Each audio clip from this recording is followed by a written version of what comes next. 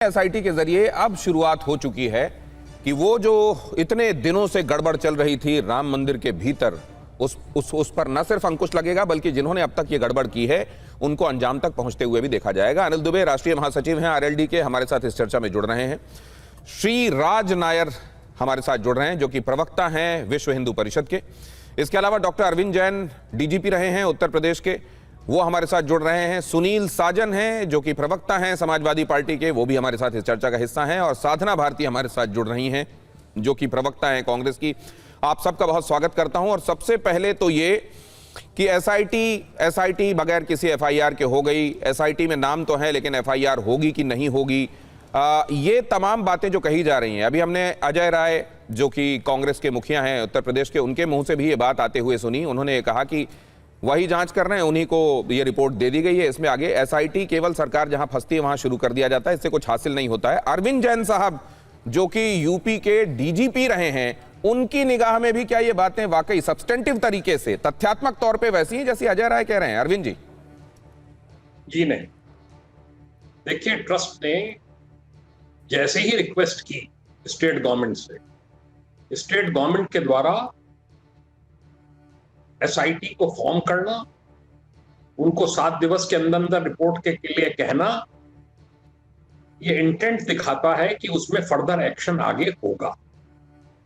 बिना अभी तक कोई एफआईआर ट्रस्ट के द्वारा नहीं कराई गई। एफआईआर होनी चाहिए थी उनके कोषाध्यक्ष के द्वारा, ट्रस्ट के। गवर्नमेंट नहीं करा सकती, पुलिस सो मोटो इसकी कॉग्निजेंस नहीं ले सकती बिकॉज इट्स अ ट्रस्ट।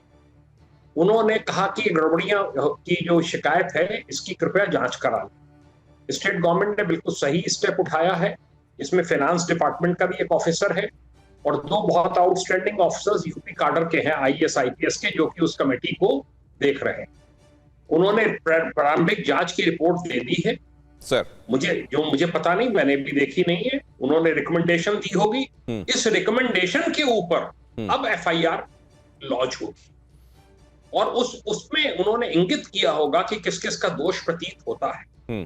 तो उसकी गहन जांच होनी चाहिए, गहन तफ्तीश होनी चाहिए। तफ्तीश तभी होगी जबकि कोई रिपोर्ट होगी प्रारंभिक जांच की, तभी उसी के ऊपर जो है। अरविंद सर, एक बात और, क्या इस तरह के मामलों में क्या ये unusual way of dealing with such cases है क्या, जिसमें पहले असल में जांच की जा रही है और उसके बाद एफआईआर तक बात पहुंच रही है? क्या जनरली मतलब लोगों को इसलिए ऑकवर्ड लग रहा है क्या क्योंकि ये जनरल प्रैक्टिस नहीं है? पहले एफआईआर होने का विधान है, उसके बाद जांच शुरू होती है, क्या इसलिए ऐसा है? ये एफआईआर को लेकर सवाल क्यों है? आपका तजुर्बा, आपकी प्रैक्टिस इतने दिनों की क्या कहती है? एफआईआर है, फुल फॉर्म है फर्स्ट इंफॉर्मेशन रिपोर्ट जी। इसकी गड़बड़ियों की शिकायत हुई, कोई एफआईआर अब तक ट्रस्ट की तरफ से दर्ज नहीं कराई गई है। उन्होंने एक पत्र लिखा है स्टेट गवर्नमेंट को कि इसकी गड़बड़ियों की जांच करा ली जाए। प्रारंभिक जांच के लिए एसआईटी फॉर्म कर दी गई। मेरा मानना है ये बिल्कुल सही स्टेप है, क्योंकि अगर एफआईआर होगी भी तो किनके खिलाफ होगी? फिर एसआईटी की रिपोर्ट में ये इंगित किया गया होगा जी। और फिर उसका बड़ा दायरा होगा, फिर इसमें एसआईटी फॉर्म होगी इन्वेस्टिगेशन को लेकर, जब मुकदमा दर्ज हो जाएगा। तो ऐसा भी तो होता है ना सर, अज्ञात लोगों के खिलाफ भी तो केस लिखा जाता है ना, और बाद में फिर उनके नाम सामने लाए जाते हैं। नहीं तो ये कौन दर्ज कराएगा अज्ञात लोगों के खिलाफ? हाँ, ट्रस्ट को ये कराना चाहिए और उन्होंने कहा कि ये विवेचना पहले होनी चाहिए इसकी कि कौन लोग अपराधी हैं और उसके बाद होना चाहिए।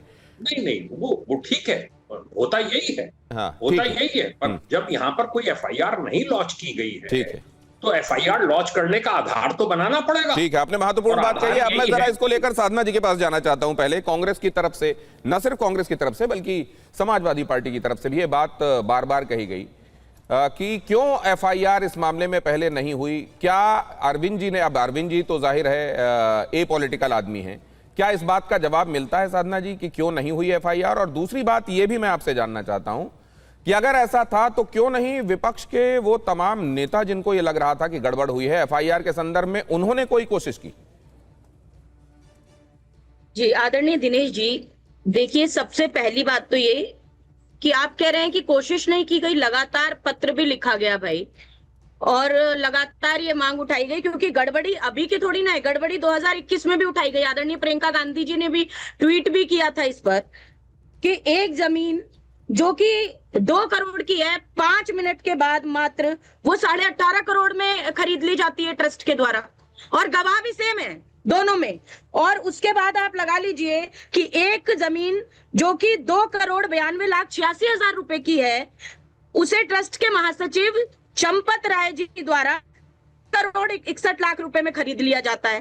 तो ये घपला घोटाला आज का नहीं है, ये चंदा चंपत घोटाला बहुत पहले से चलता आया है, और उस पर सवाल उठाए गए, पत्र लिखा गया। संतेश दुबे ने भी कहा कि जो अशोक सिंघल जी के टाइम से जुड़े हुए हैं, उन्होंने कहा कि रतन जड़ित ईंटें गायब हो गई, उसके ऊपर भी फिर कोई एफआईआर नहीं की जाती, कोई जवाबदेही नहीं है, कोई जवाबदारी नहीं है। और उसके बाद तो मेरे पास यही कहने के लिए बचता है, क्योंकि देखिए मैं बचपन से प्रवचन करती रही हूँ, कथावाचक रही हूँ, मैं तो आज देखकर स्तब्ध हूँ और हैरान हूँ कि ये लोग जो भगवान राम के हमेशा हितैषी बनने का ढोंग करते रहे, आज मैं कहती हूँ कि हे राम, राम मंदिर में चंदा चढ़ावा, चांदी चोरी, चंपत कांड, तो विशैली बीजेपी के मनुवादी मामाओं को माफ नहीं करेगा समूचा ब्रह्मांड इस कांड के बाद, ये भूल जाए चंपत राय जी भी। और आज मैं बार बार ये कहती हूँ कि ये कभी राम के थे ही नहीं, जो चंदा चोरी कर सकते हैं। अभी चंदा चोरी नहीं, पहले भी इन पर आरोप लगा, ये पहले कहते थे रामलला हम आएंगे, मंदिर वहीं बनाएंगे, अब हम कह रहे हैं जी रामलला ये आ गए और जमीन बेचकर खा गए।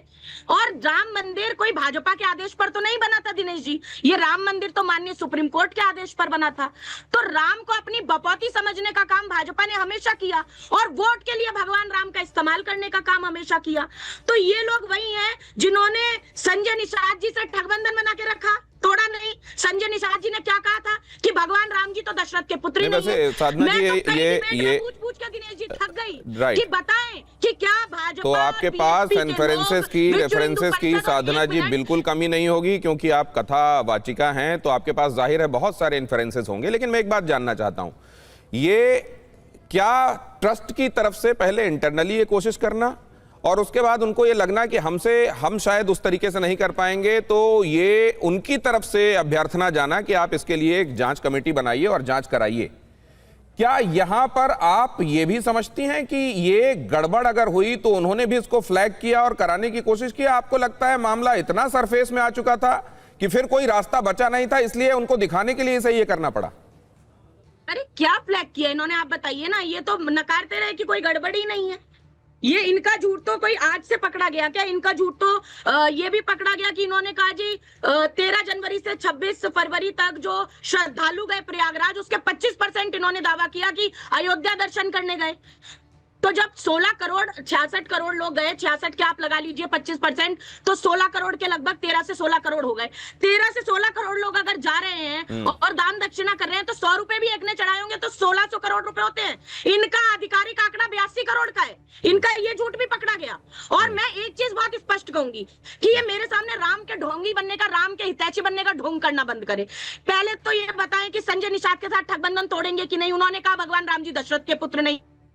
नरेश अग्रवाल जी ने भगवान राम की तुलना, राम से माता सीता की तुलना शराब से क्यों, उन्हें राज्यसभा क्यों भेजा? उनके बेटे को अभी तक मंत्री क्यों बना रखा है? जब महेश शर्मा जी ने सीता माता का अस्तित्व राज्यसभा में नकारने का काम किया, इन्होंने कोई कार्रवाई नहीं की। अकबरुद्दीन ओवैसी ने हमारी माता रानी को मनूस बता दिया, इनके शासन में इन्होंने कोई कार्रवाई नहीं की। और फिर ये बड़े ढोंगी और तो शिकायत सिर्फ दान राशि का नहीं है। तो आप ये कह रही हैं कि शिकायत सिर्फ दान राशि की नहीं है, बहुत बड़ी शिकायतें हैं, बहुत लंबी फहरिस्त है, और ये तक है कि जिन्होंने राम जी या उनके साथ जुड़े हुए जो प्रसंग हैं उनको लेकर कभी बेअदबी की है या उसको लेकर सवाल उठाए हैं, वो भी इनके साथ हैं और उसको लेकर ये कभी असहज तक महसूस नहीं करते।